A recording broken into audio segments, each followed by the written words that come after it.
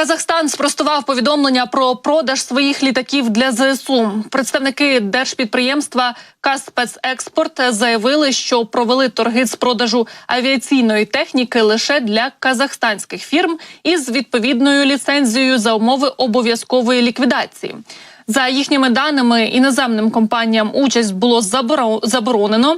Я нагадаю, що напередодні видання «Київпост» написало про те, що Сполучені Штати, ймовірно, купили 81 літак через офшорні структури.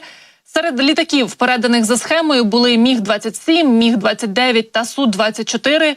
У той же час з'явилися припущення, що зрештою ці літаки будуть начебто передані українській армії.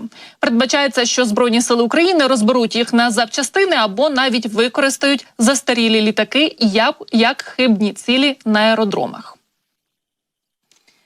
Росіяни вербують білоруську молодь для виробництва БПЛА, пише Центр національного спротиву.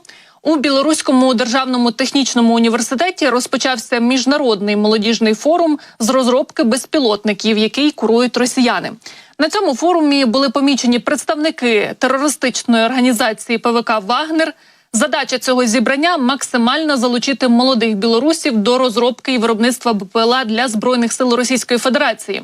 Кураторами форуму є держсекретар Союзної держави Дмитрій Мезенцев і посол РФ Борис Грицлов. А також до Мінська приїхала представницька делегація від Казанського технічного дослідницького університету, яка займається розробленням бойових безпілотників в Росії.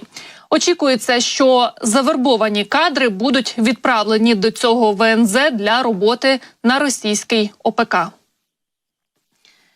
Виявляти приховані загрози та знешкоджувати ворожі вибухівки у безпечний спосіб. У Збройних силах Канади показали, як військовослужбовці цієї країни навчають українських саперів. Тренування відбуваються у рамках програми «Юніфер», яка триває із 2015 року. За цей час канадські військовослужбовці підготували більше 40 тисяч українських військових. Після початку повномасштабного вторгнення канадські інструктори покинули територію України, однак за кілька місяців навчання було відновлено у Великій Британії, Польщі та Латвії.